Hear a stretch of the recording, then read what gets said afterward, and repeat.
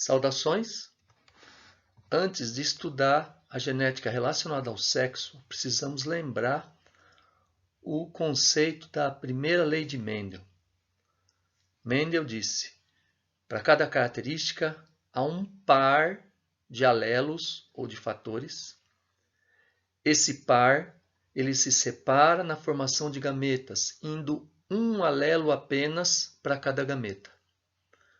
Depois, na fecundação, esses fatores se unem ao acaso, formando novamente um par nos seus descendentes.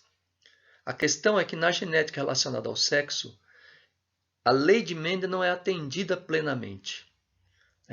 Porque no caso dos homens, por exemplo, ele não precisa ter um par de fatores, basta ele ter apenas um fator. Uma outra questão importante. Na lei de Mendel, o masculino ou o feminino tinham probabilidades iguais de apresentar a característica.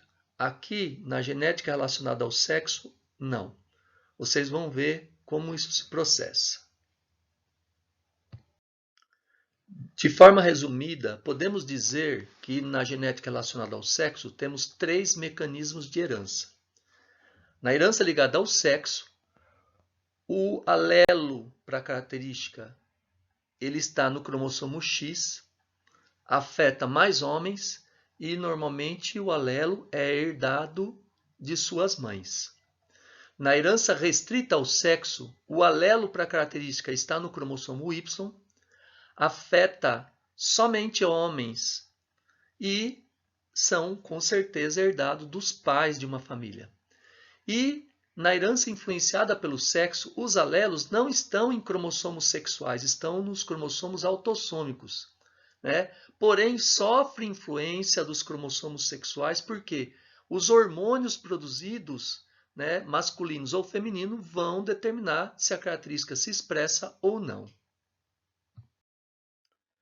É importante lembrar que na determinação do sexo da espécie humana, o sexo homogamético é o feminino, ou seja, a mulher possui 2 cromossomos X, portanto, todos os seus óvulos só terão cromossomos X. O homem é o sexo heterogamético.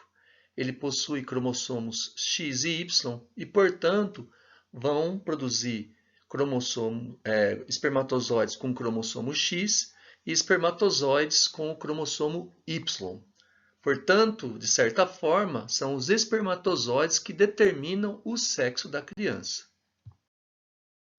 Quando se trata da herança ligada ao sexo, notamos que o alelo dessa característica vai estar localizado no cromossomo X, na parte que não é homóloga, ou seja, na parte que não tem correspondente.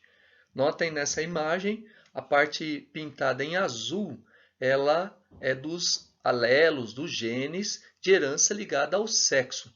A parte em vermelho seriam genes que têm alelos em comum nos 2 cromossomos. Uma questão importante se lembrar, esse alelo de herança ligada ao sexo, ele sempre será herdado da mãe do menino, porque ela somente poderá doar o X para seu filho. O daltonismo e a hemofilia são 2 casos que se enquadram em herança ligada ao sexo. O daltonismo ou discromatopsia é um caso de herança ligada ao sexo. A pessoa tem dificuldade na distinção de cores. Se você olhar para o diagrama à esquerda e não conseguir ver o número que está expresso em cores quentes, fatalmente você pode ser daltônico. A porcentagem de daltônicos é muito maior em homens do que em mulheres. Porque, se você notar, as mulheres vão ter um par de alelos, como a primeira lei de Mendel previa. Então, a mulher ela pode ser não daltônica, XDzão, XDzão, não daltônica, porém portadora do alelo recessivo, XDzinho. Pode ser uma mulher daltônica, que é raro, XDzinho, XDzinho. Agora, o homem, como ele tem apenas um cromossomo X, então ele vai ter apenas um alelo. Então, o homem não daltônico seria Dzão e o homem daltônico seria Dzinho. A hemofilia é um outro caso de herança ligada ao sexo. A pessoa hemofílica, ela nasce com uma falha genética, podemos assim dizer, onde ela não produz uma proteína de coagulação do sangue que funcione. Portanto, se ela se machuca, ela pode sangrar até morrer. Esse nome hemofilia vem da necessidade dessa pessoa de fazer constantes transfusões sanguíneas para obter justamente essa proteína de coagulação. Hemo significa sangue e filia, que gosta de. Homens hemofílicos são em maior quantidade do que mulheres hemofílicas. Aliás, as mulheres hemofílicas, principalmente antigamente, quando elas entravam no período de menstruação, elas poderiam morrer sangrando, né? Então, no caso, as mulheres não hemofílicas seriam XHzão, XHzão, Hzão, né? O X aí representa só o cromossomo. Mulher normal, né, não hemofílica portadora, ou seja, Hzão, Hzinho. Mulher hemofílica, Hzinho, Hzinho. E o homem, né, não precisaria ter um par, então não hemofílico seria Hzão e o homem hemofílico seria Hzinho. Notem nesse diagrama que, sendo um filho homem, a probabilidade de nascer hemofílico seria 50%. E se você notar, o alelo, né, recessivo para a hemofilia foi herdado da mãe, que era, no caso aqui, portadora. As meninas, elas não apresentariam hemofilia, né? A menina portadora seria heterozigótica, portanto, não hemofílica, porém portaria, como sua mãe, um alelo recessivo e talvez, né, seus filhos homens teriam então 50% de chance de desenvolver essa característica genética. A herança restrita ao sexo vai ter seus alelos localizados nessa porção em amarelo aí, que seria a porção não homóloga do cromossomo Y. Como o cromossomo Y é passado de pai para filho, então fatalmente todos os integrantes masculinos da mesma família vão apresentar a característica.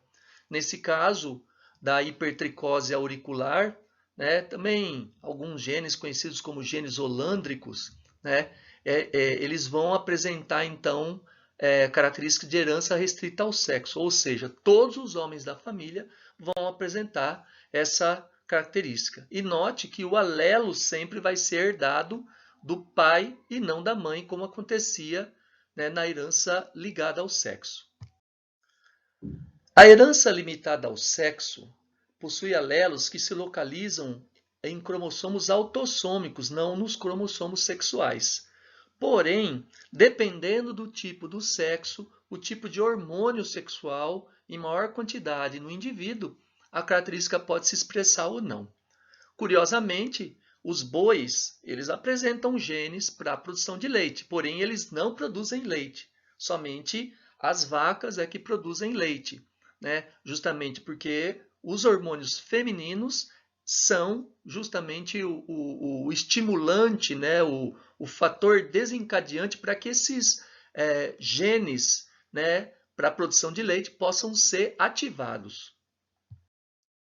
A herança influenciada pelo sexo, como no caso anterior, também se trata de cromossomos autossômicos que dependem, né, dos hormônios sexuais do indivíduo. Então, nesse caso, né, da calvície ou alopecia, né, notem que o genótipo Czão-Czinho, se for no homem, é um homem calvo.